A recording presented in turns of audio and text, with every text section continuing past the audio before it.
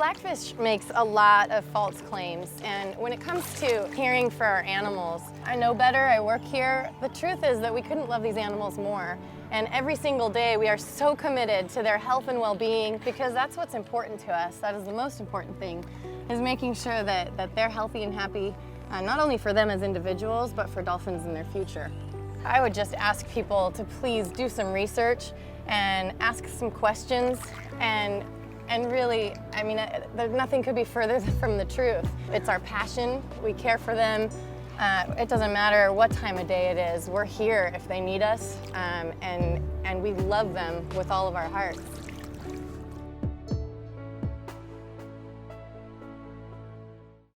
John Hargrove was a very dear friend of mine for many years, and there's this footage in Blackfish of John with blood all over his face, right? And if you didn't know anything about SeaWorld or what goes on and you just watch this movie, you think, oh my God, a killer whale did that to him. No, he hit his head on the side of the pool, just jumping in a shallow area. So it had nothing to do with the animals at all.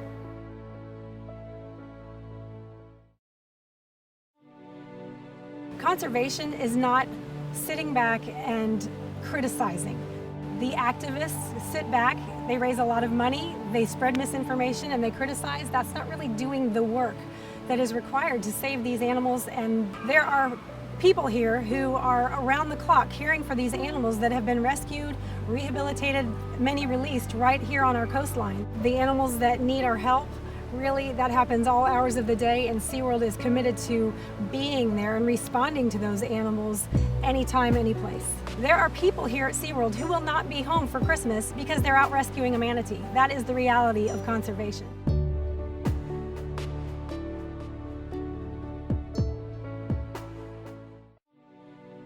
I remember when I was a child and I came to SeaWorld and I saw the killer whales, the dolphins, and the sea lions, and now, as a trainer, I get to see kids have those exact same emotions as they come and they get to feel the spray of a killer whale. Just the other day, I had a school group come up and take a picture right next to a dolphin, and seeing the amazement on their face.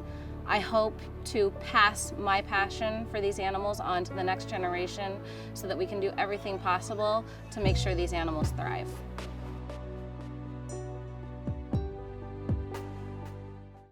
The movie Blackfish asserts that we use food as the only motivator to work with our animals, and it's simply not true. Our animals receive all of their food, all of their nourishment, regardless of how they perform throughout the day. They do not have to come into the show to be fed. In fact, one of the bigger challenges that we have day in and day out, both with the whales, with the dolphins, with all of our animals, is holding them back and keeping them out of the shows. Much of their reinforcement, much of that food comes for just, hey, sitting back with me, hang out with me, have fun back here. The shows are inherently reinforcing for them because they enjoy doing them.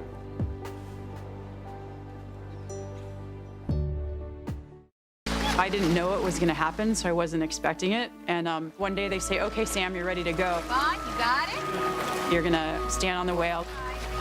You're going to dive off the whale. The whale's going to swim under you and pick you up again. And then you're going to do a perimeter ride around the pool. Good. Keep moving. Right at full flight out. They just told me to go do it, and I did it. Wow, I just rode a killer whale. In the movie that you see with the woman swimming with the killer whale, that was me. That wasn't her. That was 2 years of my career leading up to that point that they twisted and took from me. The video that was used in the film was of my very first time getting in the water with a killer whale. It was one of the most amazing moments of my life, and I worked very hard to get to that point in my life. I studied biology and psychology. I specialized in behavior analysis. I spent 4 years getting my degree, and then I spent several other years getting experience at other facilities before I even came to SeaWorld. The one thing that I want people to know after watching the movie is that it's not true.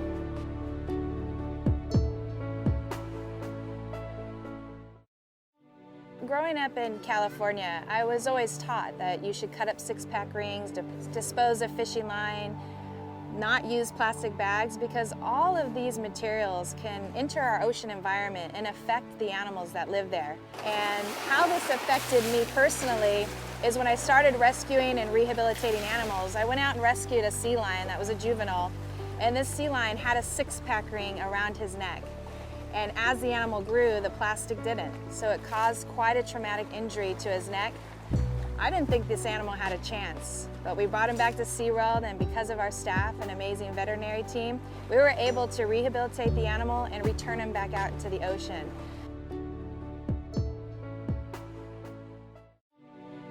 My very first introduction to the rescue program at SeaWorld was a very unique opportunity and a once-in-a-life opportunity. The mammal department that does the rescue program had rescued a California gray whale calf. What was amazing about the gray whale is they're one of the first species ever taken off the endangered species list, but not a lot is known about gray whales. So not only was this an opportunity to rescue an animal, but it's not just about rescuing them, rehabilitating them, and returning them to the wild, and that's what I learned. It's also about learning from this animal and what can we do to make a difference in that population and help its ecosystem and sustain that animal.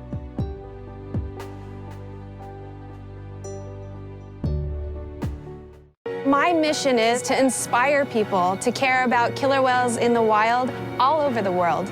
The work we're doing here at SeaWorld has been and is essential to understanding and protecting the killer whales in the wild. My hope for people when they leave SeaWorld is that getting close to these animals will actually make them care more than they did when they came. That these magnificent creatures touch them the way that they've inspired and touched us. I became a marine biologist and a veterinarian because when I was a teenager, I went to SeaWorld. The first time I came to SeaWorld, I was 19 years old, and it changed me forever. It's my passion. It's my life's work to make sure that the health and well-being of our animals is met every single day. I knew that I wanted to dedicate my life to caring and protecting these animals, and that's exactly what I've done.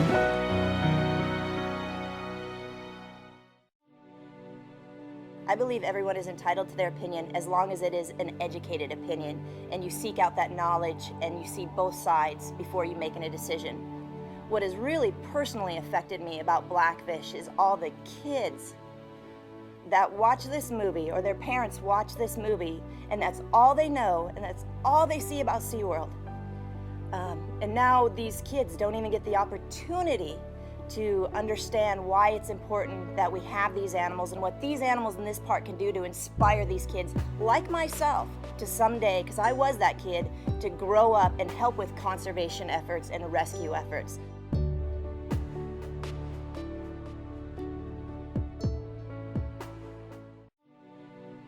One of the things in particular in Blackfish was they focused on Kasaka and Takara and separating them. And in the movie, they showed this baby killer whale, and they imply that Takara was a juvenile or even an infant. And that's just something we would never do. Takara was an adult female that had a calf of her own. And the calf actually went on the transport with her mother because we don't want to separate moms and babies. Keeping them together is critical for their success. So it makes us seem like this evil place that rips mothers from babies, and we just don't do that. Blackfish just isn't real, you know?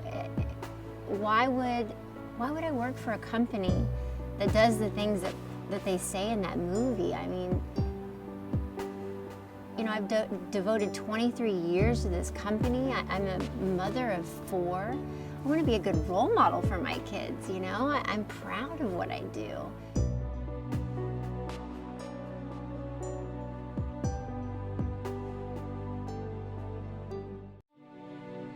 What does SeaWorld mean to me? SeaWorld is my life, has been my life. It's been my family. There's nothing in the world that compares to having a rapport and a relationship with an animal like this. But there's also nothing that compares to watching the impact that relationship that you have has on the public. It's as exciting and inspiring for me to watch a baby killer whale be born as it is to watch, you know, the 6-year-old or the 10-year-old in the audience. I've had people tell me that their children were so affected by what they saw that they wanted to learn more about whales. Where do they come from? And when they find out they're from all oceans of the world, and they care about all of the oceans of the world. So that what they see here and how it impacts them changes the way they behave outside of SeaWorld.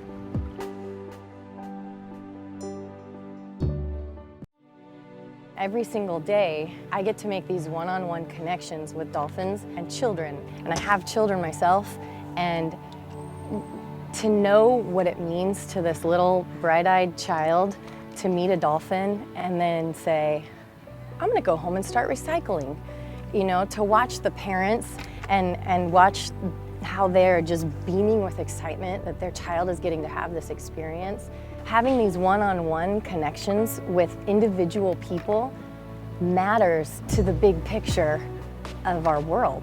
If there's a child that watched Blackfish that had never had an opportunity to visit a zoo and they all of a sudden are asking questions, honestly, I would say, good for you. Ask questions, do your own research. Don't just take something for face value. I'm impressed that you're asking questions. Find the truth. On average, we rescue about 100 to 150 animals a year. Last year, there was some sort of event, something that was going on in the ecosystem with California sea lions, and they were starving to death. Myself and the team I work with rescued over 430 animals last year, and that commitment of time, effort, and energy was huge. From sunrise to sunset, and if they needed it 24 hours a day, we were here taking care of those animals. So I know what we were here doing and what's making a difference for these animals every single day.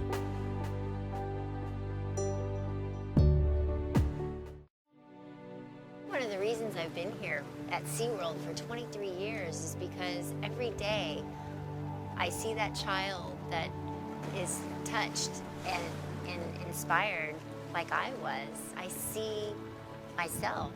I was that child, and I think I may be making a difference, that child may dedicate their lives to caring for animals, protecting animals. That feels like a privilege.